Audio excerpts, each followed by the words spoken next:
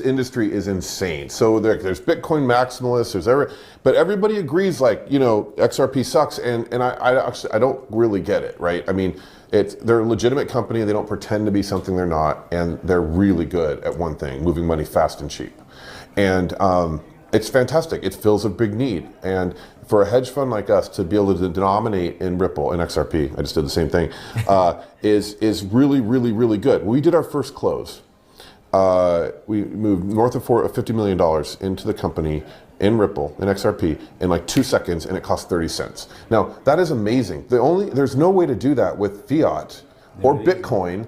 There's just no way to do it that fast and that cheaply. And so it serves a really useful need for us. And then also when our LPs eventually redeem, hopefully never, but when they want some of the money back, we just send it in XRP again, and there's no 3-day wait for international wires or 1-day wait for US wires. We're not paying wire fees and all that. It's just, I don't understand why that's hard to understand. And so the religious wars aside, the tribalism aside, it does some things really well, and we love it for that. Welcome to the Crypto Teacher. And I come back with that video just to make you think. Don't forget to like and subscribe to the channel. And make sure you're joining the Patreons. If you're not a part of the Patreons, make sure you're hitting that Cash App. And we have Mike Arrington on XRP. Says he sent over $50 million for 30 cents. And that's the reason why these small and medium-sized banks will not survive. Remember, the current banking system is all about fees.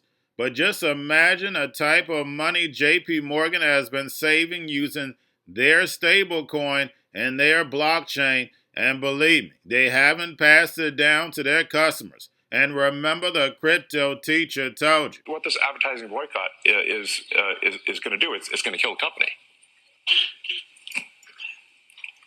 And do you think that and the whole world will know that those advertisers killed the company, and we will document it in great detail. But those advertisers, I imagine, are going to say we didn't kill the company. Oh yeah, they're going to say tell it to Earth. But they're going to say Elon, that you killed the company because you said these things, and that they were inappropriate things, and that they didn't feel comfortable on the platform. Right? That's what they're going to say. And let's see how Earth responds to that. And they are coming for you. What is that going to mean to you and your business? Well, I think it's generally not good to have an adversarial relationship between people on the line, one group at the company and another group. In fact, I disagree with the idea of unions, but perhaps for a reason that is different than people may expect, which is I just don't like anything which creates kind of a lords and peasants sort of thing. And I think the unions naturally try to create negativity in a company and create a kind of sort of lords and peasants situation. There are many people at Tesla who have gone from working on the line to being in senior management. There is no lords and peasants. Everyone eats at the same table. Everyone parks in the same parking lot. At GM, there's a special elevator only for senior executives. We have no such thing at Tesla. And the thing is that I actually know the people on the line because I worked on the line, and I walked the line, and I slept in the factory, and I worked beside them. So I'm no stranger to them. And there are actually many times where I've said, well, can't we just hold a union vote? But apparently a company is not allowed to hold a union vote. So it has to be somehow called for, but the unions can't do it. So I said, well, let's just hold a vote and see what happens. The actual problem is the opposite. It's not that people are trapped at Tesla building cars. The challenge is how do we retain great people to do the hard work of building cars when they have like 6 other opportunities that they can do that are easier. That's the actual difficulty, is that building cars is hard work, and there are much easier jobs. And I just want to say that I'm incredibly appreciative of those who build cars, and they know it. So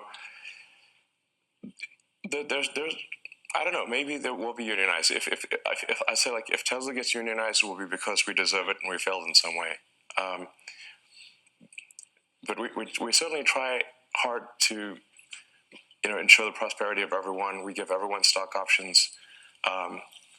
We've made many people who were just working the line, who didn't even know what stocks were, we've made them millionaires. And we should have proof of that in a human, hopefully in a few months. It already works in monkeys and works quite well. With monkeys that can play video games just by thinking. So then the next application after the sort of those, dealing with tetraplegics and quadriplegics is going to be vision. Vision is the next thing. So it's like if somebody has lost both eyes or the optic nerve has failed, basically where they have no possibility of having sort of some ocular correction, that will be the next thing for Neuralink is a direct vision interface. And in fact, then you could be like Geordi LaForge from Star Trek. You could see in like any frequency, actually. You could see in radar if you want. And today we have Elon Musk giving us all types of entertainment. Elon and Trump are the best shows on earth. And remember, the crypto teacher told you. And Elon says boycotting the ads would kill the company. And then starts laughing. But the way the social media apps are set up now, they're going to change. Remember social credit, social shopping, social working, and then embedded, you're going to have a central bank digital currency, a one-stop shop. And Elon talks about unions. He doesn't like unions. That's the reason why his workers are the lowest paid.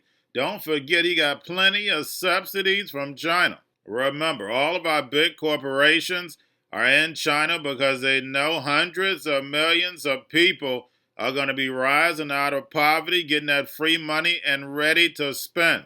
And our corporations want to be right there to get that money. Remember, it's all about money and power. And when we look at these big corporations, one corporation worth over $1 trillion, guys, that means something is definitely wrong. And this didn't start until the 80s. So it's only been 50 years where the NWO has put their foot on the gas. And now the corporations are going to be turning to the machines to give them even more power. We have Elon speaking about Neuralink is going to be tested in humans, and we know the next step is transhumanism. And we have NVIDIA CEO speaking about AI supercomputers. And you know I've done plenty of videos on supercomputers, and he's definitely not the first one. But he slipped up and said something very important. We take the AI and teach it. That means that you have a human being teaching AI to teach AI.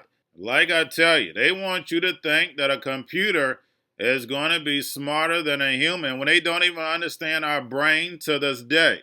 And he states that we're 10 years away from independency when it comes to chips.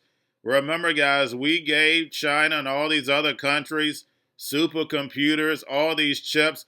America has always funded the technology. Now we have Jamie Dimon on China and Taiwan. And China has clearly stated time and time again, even Janet Yellen stated, they haven't changed their position towards Taiwan. So we know the drums are about to beat. And we know why. The fourth industrial revolution, Belt and Road. Remember, they have to have that crisis in order to get us moved over. And I went over a little bit of this with Blackstone.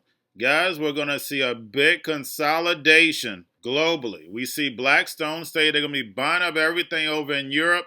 We see Humana and Cigna talking about joining. Remember, healthcare is going to change, and machines are going to lead the way. Remember, machines are going to take over this global economy. The singularity net is near, and it's going to change everyone's life. So that's the reason why you need to educate your friends and family. Get in the lab and get prepared.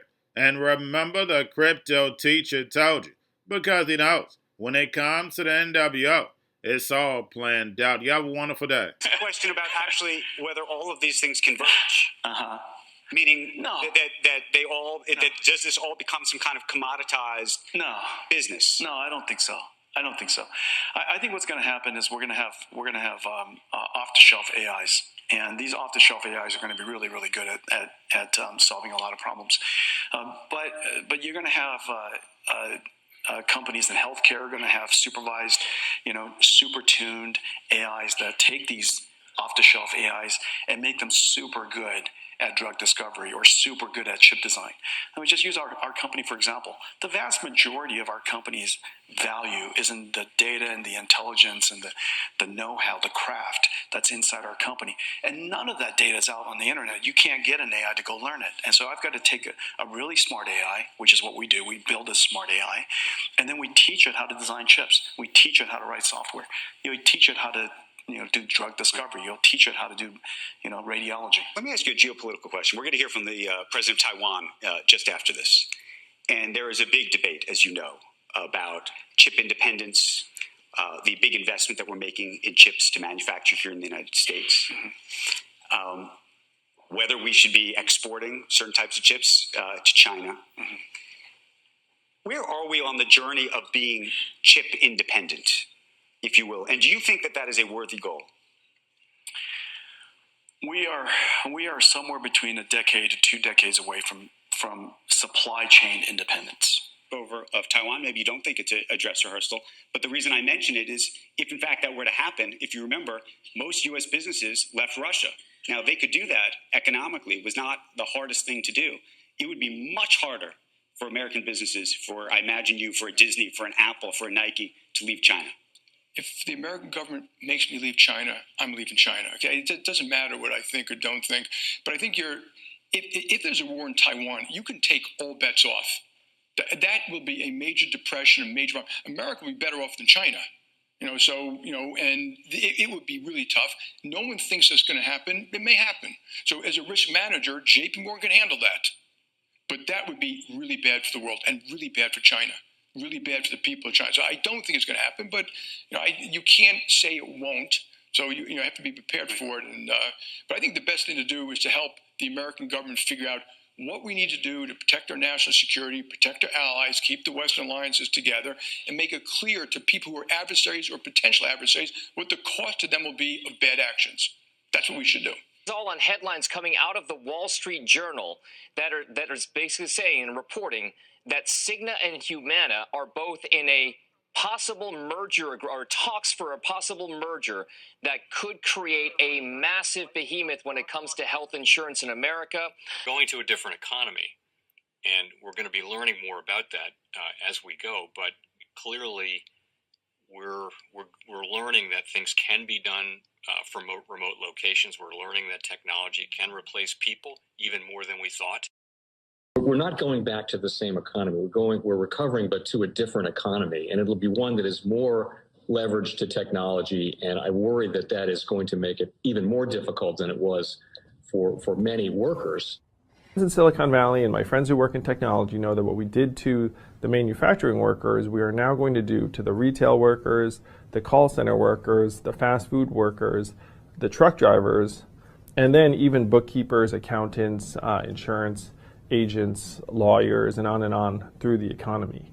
So what happened to the manufacturing workers is a very clear sign. And so we'll import Chinese-based CBDC technology. So it's going to be CBDC in a box provided to you by the People's Bank of China. But every stock, every bond, every currency, every commodity, every piece of art, every private business, every piece of real estate will eventually be a token on a blockchain, an entry on a ledger, permanent and immutable. We will have truth instead of trust, and we will save over $7 trillion a year. 6 to 8% of global GDP is wasted by the friction of the trust industry that's necessary when you have dual entry accounting. With triple entry accounting, which is what a blockchain is, we get rid of all of that friction. It's a beautiful future. Like what you see in China and their social credit scoring systems, right?